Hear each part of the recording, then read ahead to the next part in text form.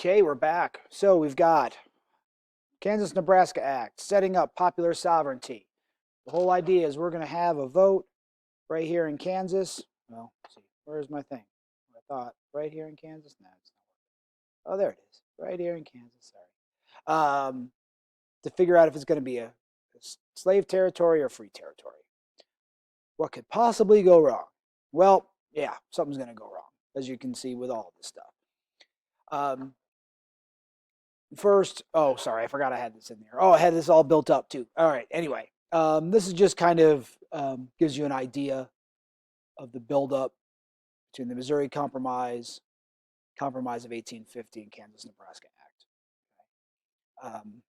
So again, so you have that. Sorry, I kind of messed this up. Anyway, so what's going to happen in Kansas? Well, it's not going to be pretty. As you can tell by the nickname for what the mid 1850s are like in Kansas, Bleeding Kansas. So here's how it works. So by the mid 1850s, we're having this kind of rush on Kansas to figure out if it's going to be a slave state or a free state. So what happens is in Missouri, remember Missouri being a slave state right next to it, they sort of realize, hey, they got all these abolitionists moving in. Why don't we go into Kansas? We don't necessarily have to move there, but we'll go into Kansas, we'll vote for slavery, and basically come home. And these get the nickname the border ruffians, the people on the border, ruffians kind of being like, you know, not a nice word. Degenerates might be a little bit harsh, but these rough and tumble people who are looking essentially break and take advantage of this situation to try to turn Kansas into a slave state. And ultimately, guys, and again, this is and I say this a lot, I know, a complicated story that covers a few years, but ultimately what happens is we get two separate governments set up in Kansas, which is bizarre. So the border ruffians, they come in and essentially establish a pro-slave government in the city of Lecompton. And then the free soilers, so the people that want a free Kansas, set up a second government in the city of Topeka. So just imagine what, again, try to put yourself in the place. What does that look like? You have a state with two governments, two capitals, both with diametrically opposed ideas. That is what is happening. And ultimately, with that kind of messy situation, especially in a territory that's brand new, the federal government's really not doing much to control all of this, you are going to have violence. If you're interested, I encourage you to look this up. This is like a prequel to the Civil War. I mean, there are real battles where people are dying. Again, not in the giant numbers like the Civil War, but people are dying. People are fighting town against town, raiding, kind of border ruffians raiding towns with free soilers. There's examples, and vice versa. Probably the most graphic example is John Brown, who we'll talk about later, is a rabid abolitionist. Probably not mentally right today. We would, probably something not quite right with him, but not because he was an abolitionist, but other things. Well, he went to Kansas because he's going to fight for abolitionism wherever he is. There's this gruesome story about he and his some of his sons and other compatriots, so to speak, um, in a particular town, go in, realize that there's some people that are pro-slavery, raid their homes, and actually hack them to death with broadswords of all things. Hack them to death, cut them into pieces. Now, I say that not just to be shocking, but again, to sort of imagine reading a newspaper in 1855 or whatever and reading about this, that a certain state is basically in civil war, the state. And then we've got these awful stories coming out about how they're treating each other and this awful violence. In that all within this larger conflicts of this increased tension between North and South. And how hard this is. And how scary this must be for a lot of people. as you can see, the two sides really kind of sinking into each other. Because then you think to yourself, okay, all right, this is getting out of control. We've been trying these compromises, but it's really turning into violence. Well, where can we go? Where can we go? Who can we turn to get a sensible, rational compromise to this? How can we settle this? Well, you would generally say the government, right? Oh, government, yeah, a bunch of people, suits and ties, and very smart and engaging, and they're going to figure out a compromise. Well, that's not really going to happen. Sorry if you noticed that. I had the wrong slides in the wrong order. So there's a story, and you'll see this is just a picture I'm going to show you to start here. The story of Bully Brooks. This is in 1856. You'll see my little timeline of events is slightly out of order, but it makes more sense to put it this way. So I'll tell you a little story here. As you can see, the violence that we see in our country is going to kind of now invade the actual state, the U.S. Capitol, where our Congress is. So this is the story here. Man you see right here is Senator Charles Sumner, abolitionist from the North. Again, a very rabid abolitionist, somebody that's kind of makes his life's work. And he gets up and he gives a speech, and he's really mad about what's happening in Kansas. And he's really mad at these border ruffians, and he calls them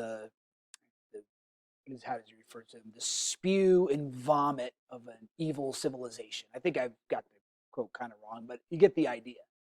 So he's up there just absolutely criticizing the South and saying how evil the institution of slavery is and how they are, and we've got to correct this problem. And somewhere along the line in his kind of long ranting speech, he sort of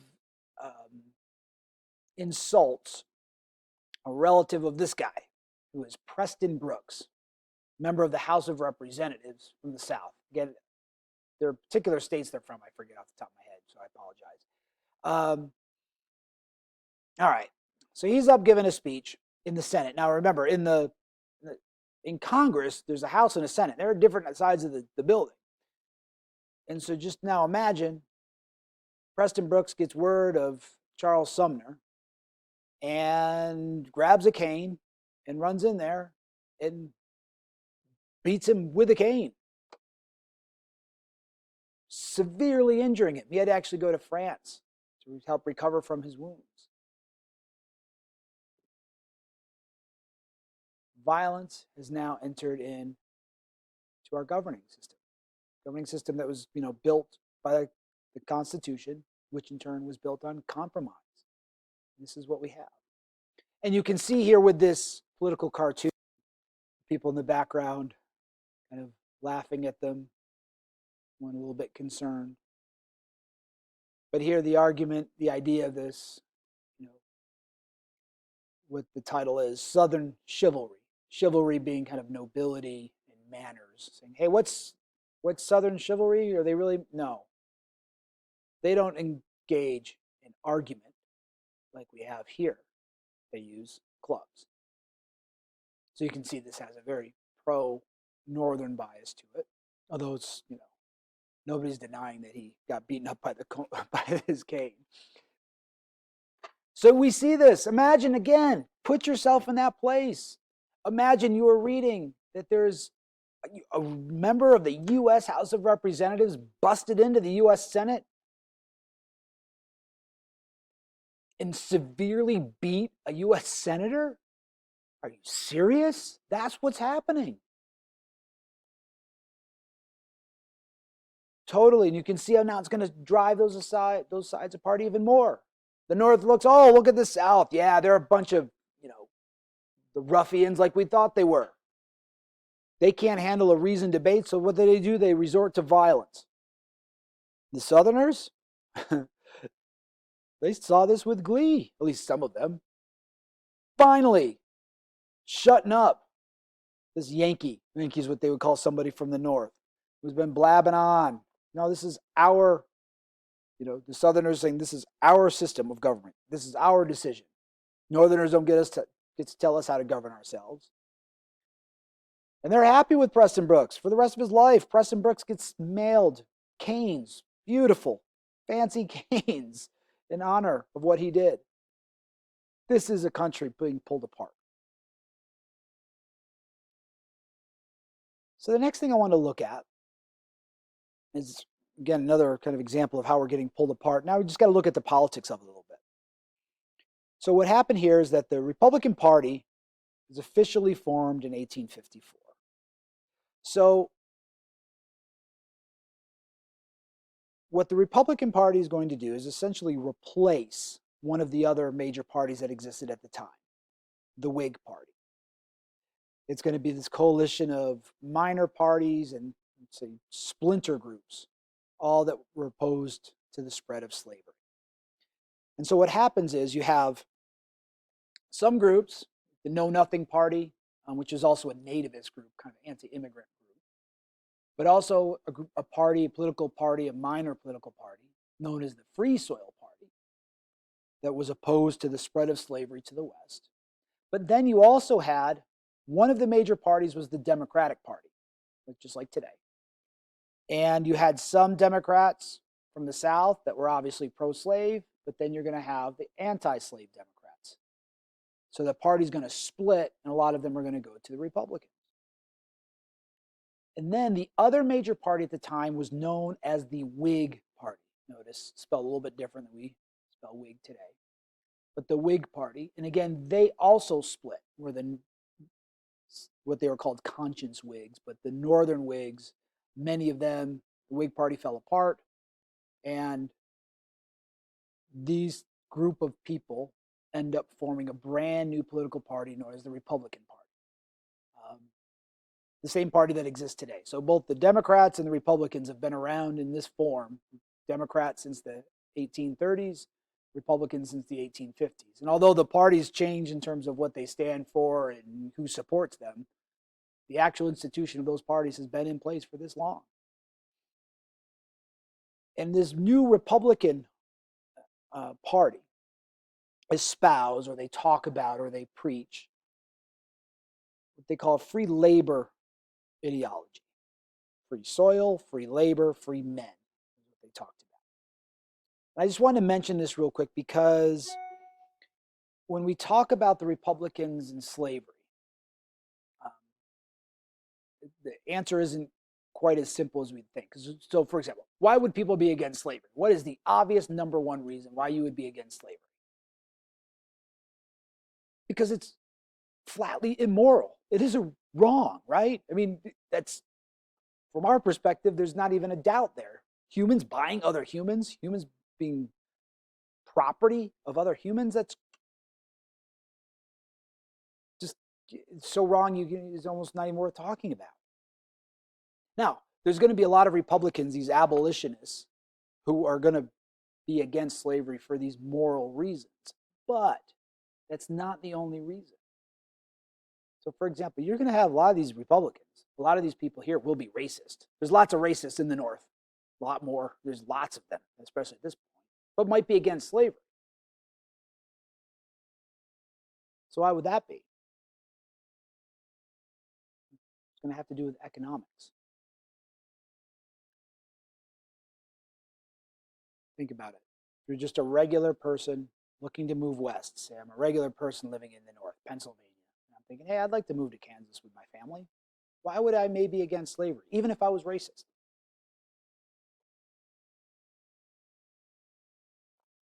Because I'm not going to find jobs, good jobs, in Kansas if it's a slave state, especially if I'm just looking for, manual labor.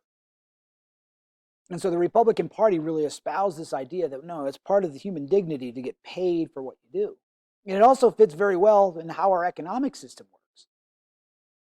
How our economic system works is that we work, we get paid, we take that money and we spend it so other people have jobs that we spend our money and they get paid. That's how it works.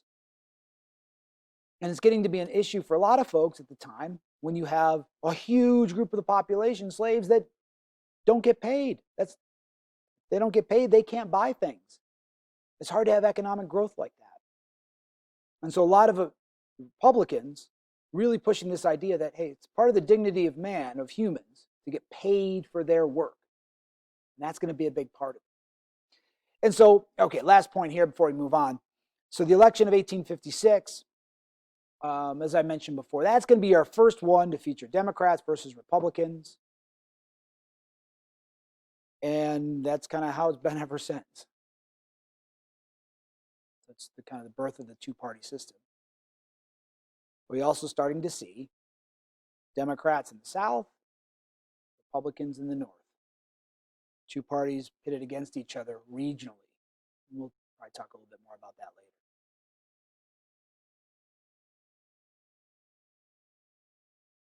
So the next thing I want to talk about, stay on politics a little bit, is the case of Dred Scott v. Sandford. So now we're going to go from, we've looked at political parties, we've looked at what's happening in Congress, the compromises. Nothing seems to be working. We still have a huge problem here.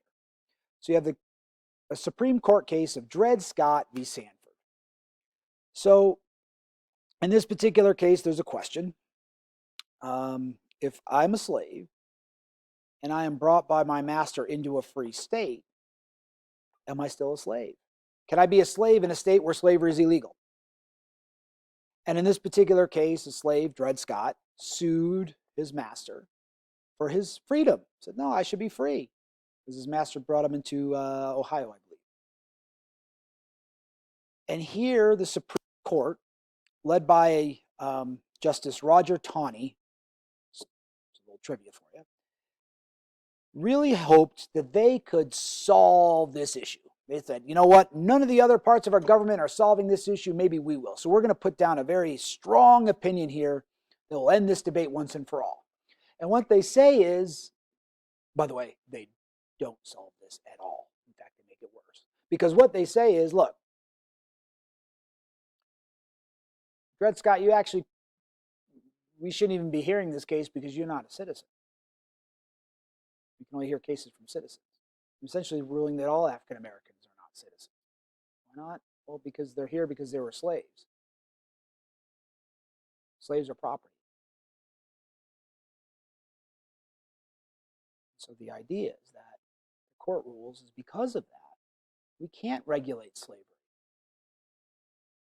The federal government, the national government can't regulate slavery at all if you think about it. Because again, this is so sick to think of this. But in the eyes of the slave state in the South, what is a Black American person? What are they? I use the word what purposely, because they're not a who. They're property, first and foremost. That's what they are in the eyes of the law, is property. And valuable property at that. So the argument is that, think about it. If I drive my car into another state, can they just take that car? Say, no, people can't own cars in our state, so sorry, we're not going to let you do that. No, it's my property. And they made that argument about slaves. We can't take away people's property. Therefore, slavery can say, and we can't regulate it. This does not end the debate about slavery. You can see here, it's a public meeting being held. In fact, it probably gets it going even more, this debate. As now, what we're seeing is what? The U.S. government itself is now basically saying slavery is okay. Not just the states, but the United States Supreme Court is now saying it. And a lot of the northern states and a lot of abolitionists and others are saying this isn't right. And so now we start to debate this at a national level, as there's concerns that now the institution of slavery is not only something being supported by the southern states, but now seems to be supported by the national government to a certain degree. Again, just start to see all this stuff adding up, guys. From books to compromises to people getting beat up in the Senate or to virtual civil war in Canvas. These tensions happening that's going to ultimately lead us to war.